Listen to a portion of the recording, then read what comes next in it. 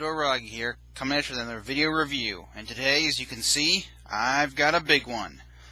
1 to 60th scale, perfect grade, 00 riser. I'd like to start off with a look at something I haven't touched upon with models like this for quite a long time, the inner frame. Partly because the inner frame on this particular model is just gorgeous.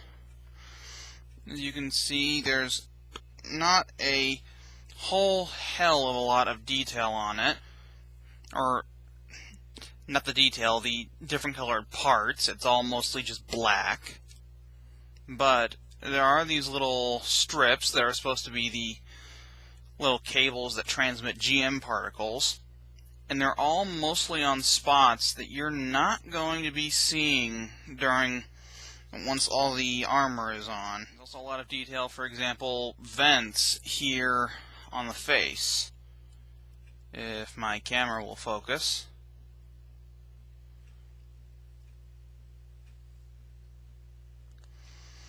Well, either way, there's just a lot of detail in this inner frame, and I just wanted to point it out because it's astonishing. But for a perfect grade, I suppose I shouldn't be too terribly surprised. There is one more thing I'd like to take a look at before we look at the model itself. So let's just get this out of the way.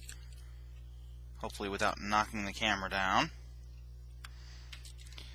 I'm not sure I'm going to get this in shot, but the first thing I'd like to look at is the box he came in.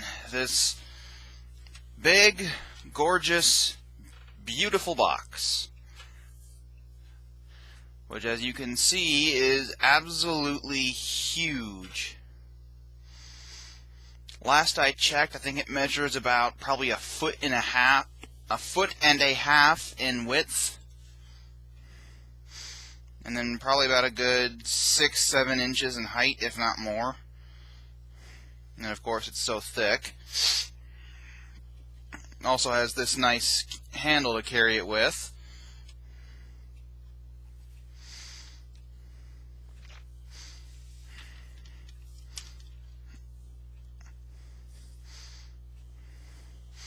On this side, we've just got another image of the 00, this time in grayscale. On this side, we get an image of the O riser, all of the little accessories it comes with, a few feature lists, 00 riser again, that same image as the front, except somehow turned, and then some more feature lists like the spring-loaded joints and the GN drives. This time a grayscale image of the O riser.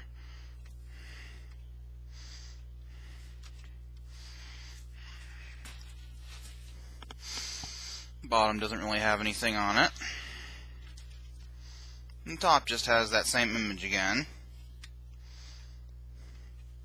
There are just these two tabs here on the sides to open it with.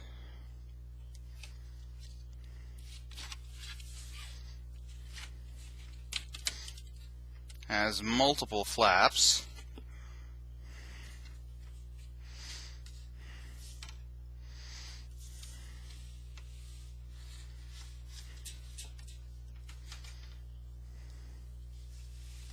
Carrying handle is just here on a cardboard insert. First thing we get in the box are the boxes for the 00 riser, the O riser, and the GN drives. The GN drives just came packaged in this little box. They were sitting on a cardboard insert inside there. I don't think that's still in there.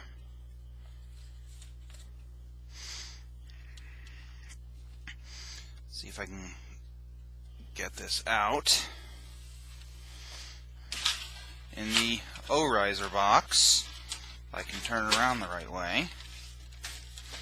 As you can see, it's about the same size as a regular master grade box, if not even bigger. Just gotta lift this off.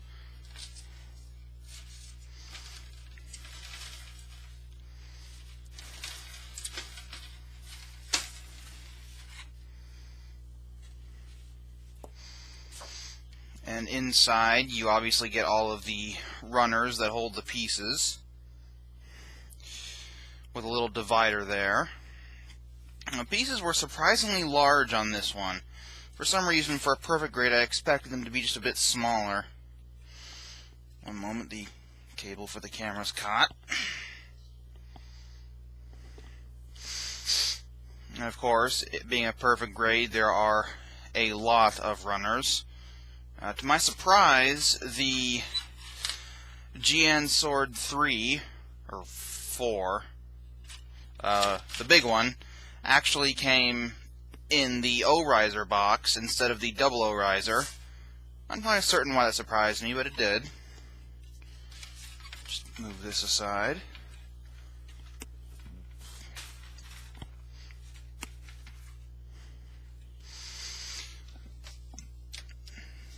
Next thing we get is, of course, the construction manual.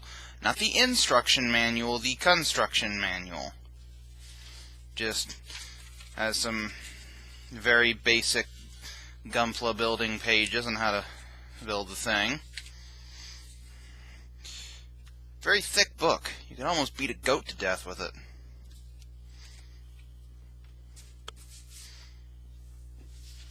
And we have the instruction manual, which lists all the different features that the model has and how to activate all of them, as well as a few splash shots, like a big diagram of the history of the various Gundam mobile suits, from 00 Gundam, of course.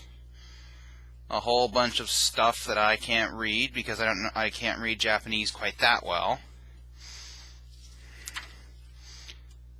Nice big page featuring a battle between the Reborn's Gundam and the 00 Riser. Somehow I doubt we'll be getting a perfect grade of that. The Reborn's Gundam, I mean. And then, of course, how to apply all the various stickers.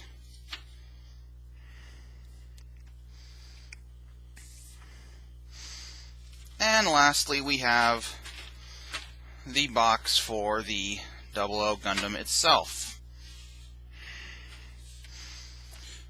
which is a very, very big box. Significantly larger than most of the master grade boxes. I have to actually put the camera down to build this one. Forgive me for a moment. Or to open this one.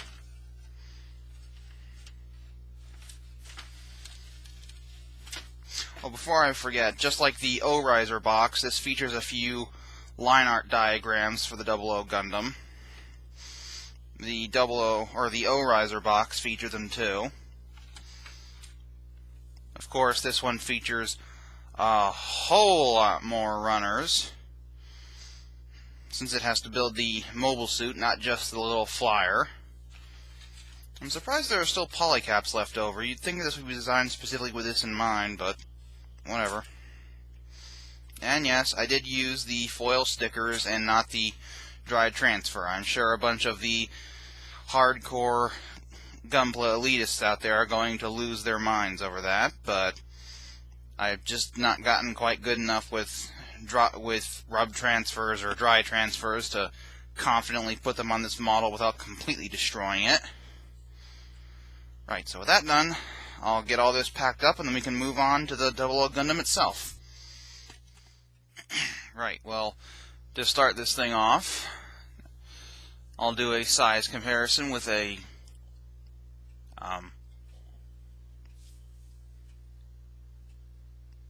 yeah, he's big. And yay, I have a soda can again. But it's not my soda can. It's a new one. Colors are basically what you'd expect from a Gundam. Mostly white, with a little bit of blue, red, translucent green, gray, and then a whole lot of black for the inner frame, as you saw before, as well as a few of those sort of sparkly blue bits visible on a very select few pieces. Now we finally get to move on with the Poseability. So to start things off, it's of course a perfect grade, so the poseability is phenomenal. Starting off, the head can tilt side to side at a hinge joint here in the head itself. It can rotate, move side to side, and move back and forth in a ball joint in the middle, and move back and forth at a joint in the body. And there's also this weird little wiggle joint for some reason. The binders have their own poseability, of course. Back and forth, rotate up and down, as well as move up and down. This part of the binder can move back and forth. This part can move up and down. Before that, you have to pull it out so that you can undo the lock here so that it will move up and down on a rather tight ratchet joint. And this panel's always wanting to come off. And of course the GN drive itself will spin or rotate. The arms also have their own poseability, obviously. They can move back and forth a bit at the... hang on. Easier to do if I have the backpack out of the way. Arms can move back and forth at the body, up and down at the body, rotate all the way around.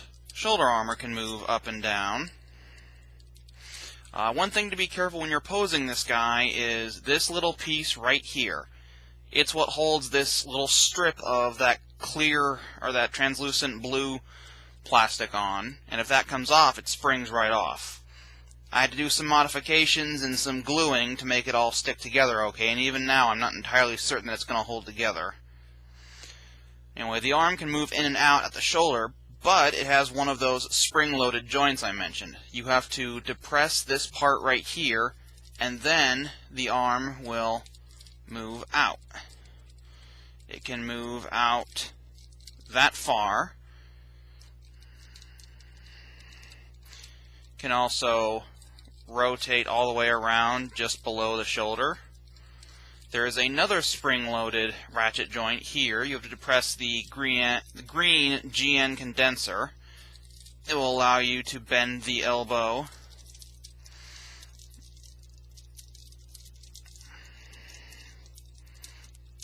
that far.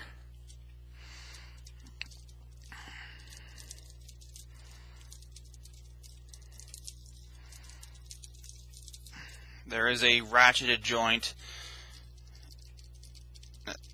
Hey, get down. There is a ratcheted joint here in the lower part of the elbow that allows it to move up that far. And there is yet another spring-loaded joint here in the wrist.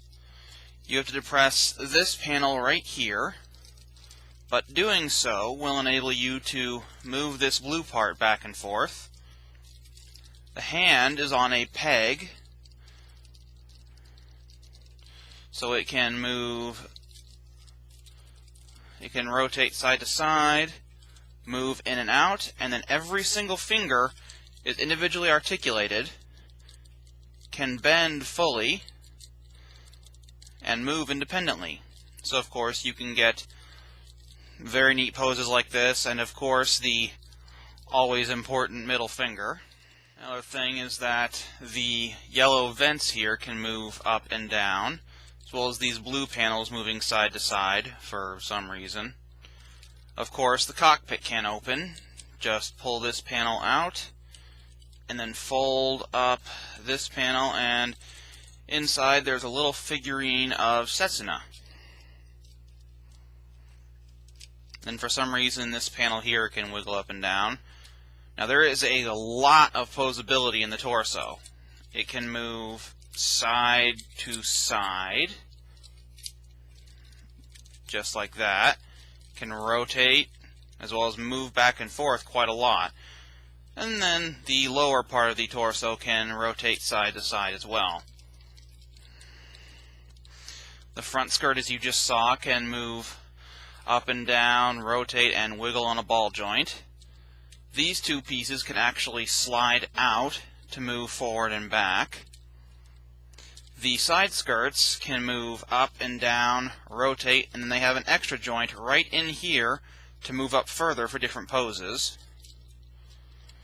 The back skirt can move side to side, as well as these pieces sliding out so that you can move these little clips which hold the beam sabers in place.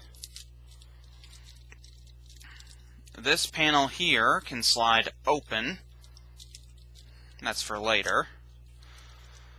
The legs can move forward that far, back that far. There is a small clip right in there which allows you to move the leg into different positions at the actual trunk so you can get much higher or much lower poses on the legs. I usually like to try and keep it down just because it provides better posability. The legs can move out to the side that far, rotate below the waist. The first joint here in the leg is ratcheted, although the ratchet has gotten a little bit weak on mine. And of course, this panel can also move up and down as it bends, which gives a really cool effect. This panel right here can slide back and out, which is for the future which is for later posability, which is the lower part of the leg. To bend it, you have another one of those spring-loaded ratchets. Depress this panel, and the leg can move. And when you do that, this piece will begin to move. You have this panel that can come out for getting the spring out for maintenance. Can move out on both sides. Front ankle armor can move. Rear ankle armor can't. Foot can move back and forth, as well as rotate the ankle and move side to side. Can also tilt side to side at the actual foot very far. Rotate at the actual foot. Move back and forth at the actual foot. The front part of the foot can move up with some nice armor movement. And of course, the toe can move up and down. One last thing I'd like to point out before loading him up with the accessories are the few little gimmicks that he comes just in this state.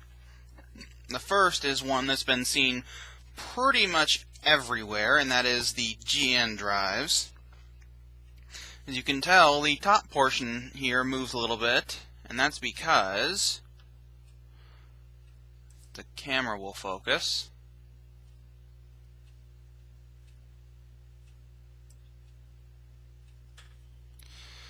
When you depress the top of this cone here, or depress it hard enough, the cylinder inside lights up and starts to spin. And it can actually get spinning quite fast.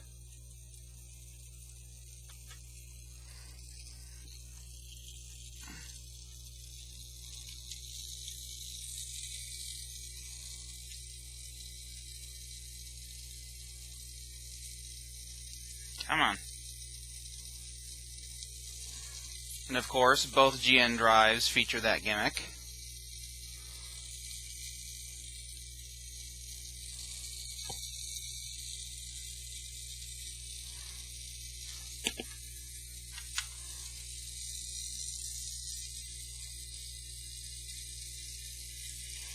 If they'll stop now. Stop, please. The button on the left one has been kind of picky lately. Anyway, besides that, he also features a light in the head, although you have to use a separate LED unit to get that. So, there's just this panel on the back of his head that you take off to get access to the LED.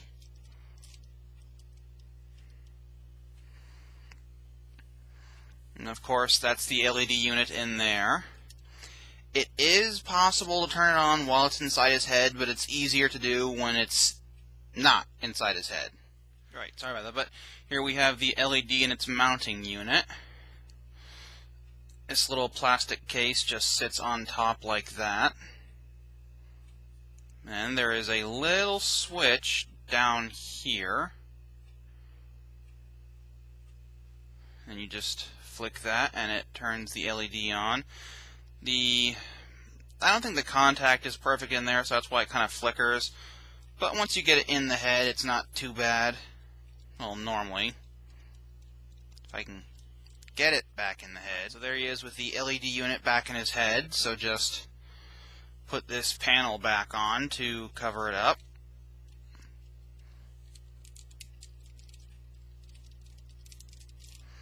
You can already kind of see the effect going in there. Of course, it lights up the GN condenser on this side, or on both sides, and then lights up the front of his head, specifically the eyes and the camera.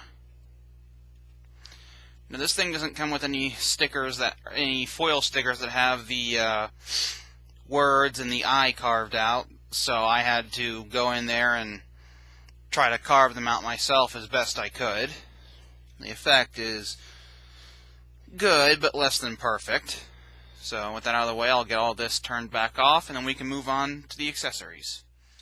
Alright, now on to the accessories. And before we get started, I want to say one thing. This video is already long enough, so I am not going to be able to fit the review of the 00 Gundam, the O-Riser, the combination of the 00 Riser, and then what it can do all into one video.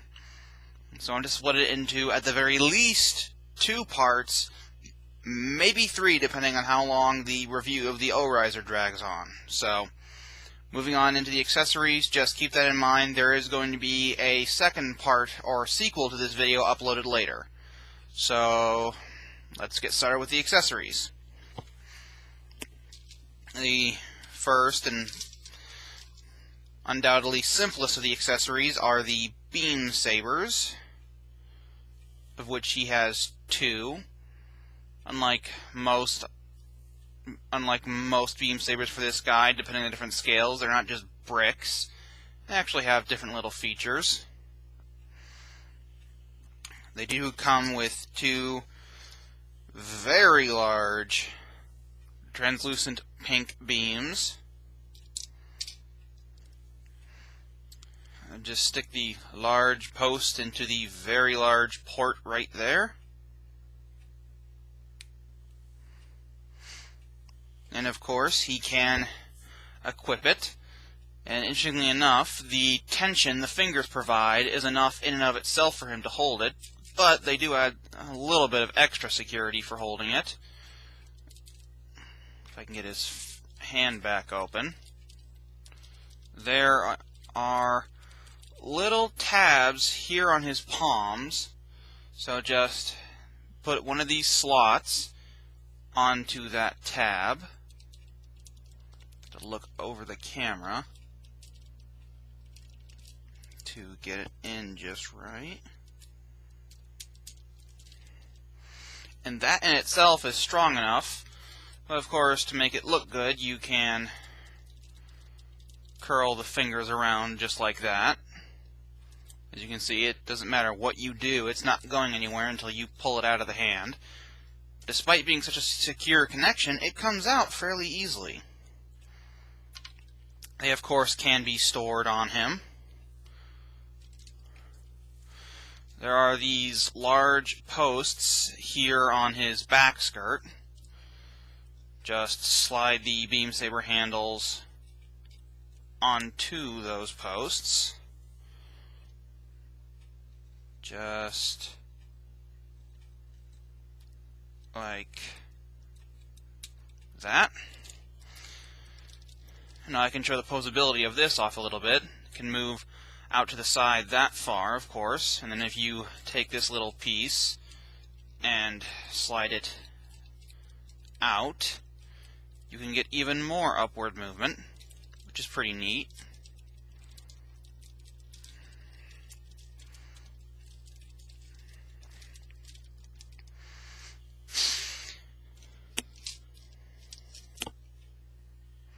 Next are his really big shield pieces, and I mean they are very big.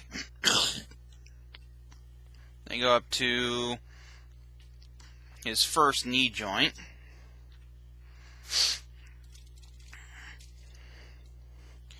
They have a lot they can do. The blade can move in and out on this track. This blue piece can move up and down. Unfortunately, while you can extend the blade while it's like this, it kind of ruins the look. This little mounting clip can move up and down.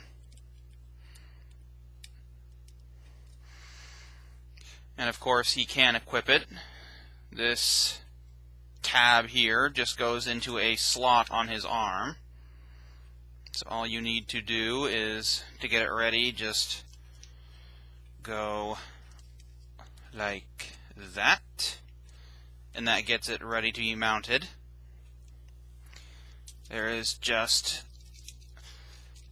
this large slot on his arm. Just put the tab into that slot.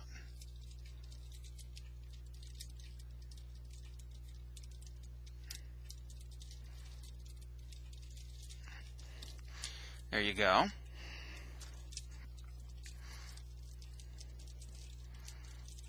And of course, there is the now infamous surfboard mode. Just get it back into its smaller configuration, then swing out this tab and do the same on the other one. Put the two tabs into these slots on either one. And I like to extend the blades just to make it even bigger, because now it is almost as long as he is tall. The only thing I don't like is, I think it would be best if you could mount it, here in the middle or on the back mounting clip, so it could, go like that. But instead, you fold this mounting clip up and then put it on, and now it just sticks out the back like that, which I will agree with everyone else looks completely ridiculous. I like how the 1/44 scale high grade did by having the attachable mounting clip in the middle. If you ask me, that looked a lot better. But that aside, they of course can be stored on him. There are these tabs that flip up, and then you just slide this panel up like that. Or you don't have to, it just makes the little visage of it look a little bit better. Ah! Everything slides on this. Anyway, this tab goes into a slot right under the GN drive. Just press it in.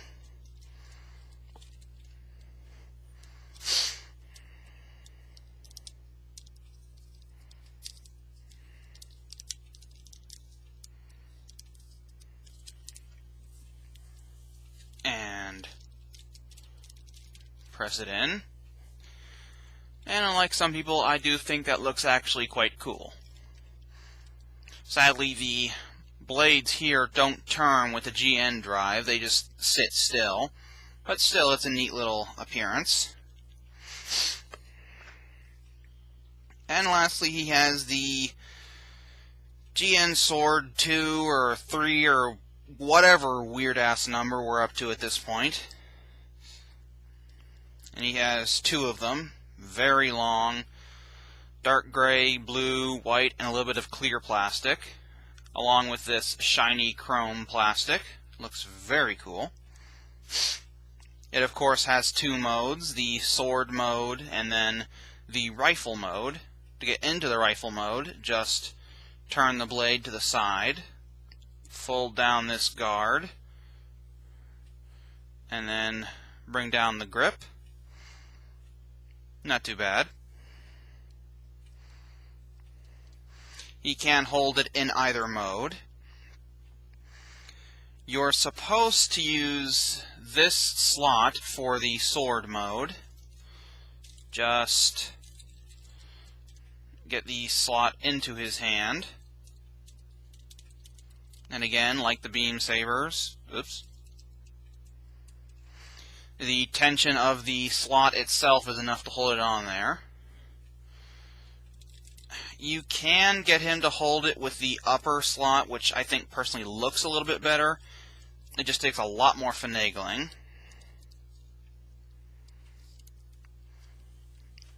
And then to get him to hold it in rifle mode, just plug his hand onto that slot. And I like to just kind of fold that down for a sense of personal added security.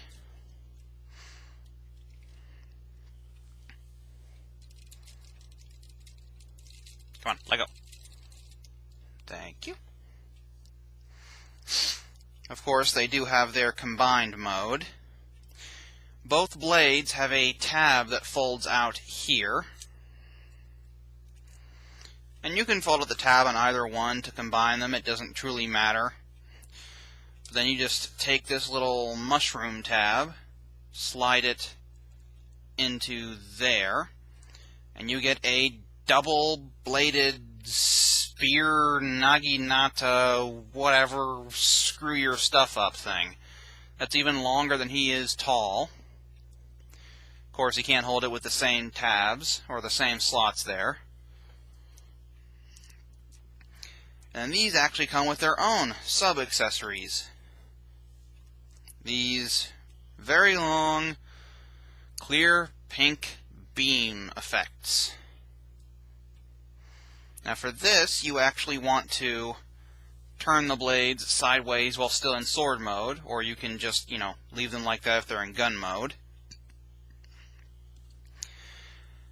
There are little rails, which I have picked out in black paint here, along the middle of this. You just need to slide these along that rail, just sometimes easier said than done, until they reach the end there, which gives you a very big and very intimidating version of the blade, or the sword. Mine are slightly bent, but still, with just one, it is now longer than he is tall. So as I'm sure you can imagine, Naginata with these blades is absurdly tall, standing well over twice his height. Of course, they can be stored on him. There are just these tabs that you see on the side. What you have to do is push them out from one side so that they pop all the way out like this, and then just angle them however you choose. I like to put them right about like that. And of course, do it the opposite way on the other one.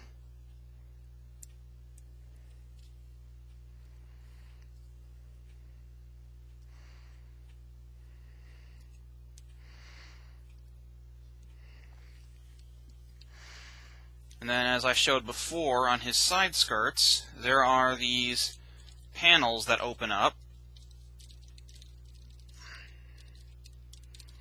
If I can get this one down. And there are little slots in there that the swords will just go right into. Probably angle the camera down enough that you can see this. So just get the tab over that slot. And the reason you want it to turn is otherwise it'll just slide right back out. But if it's turned like this, then when you push it in, then the tab will actually stay in place and not come back out. And then just angle it down to whatever position you feel is correct.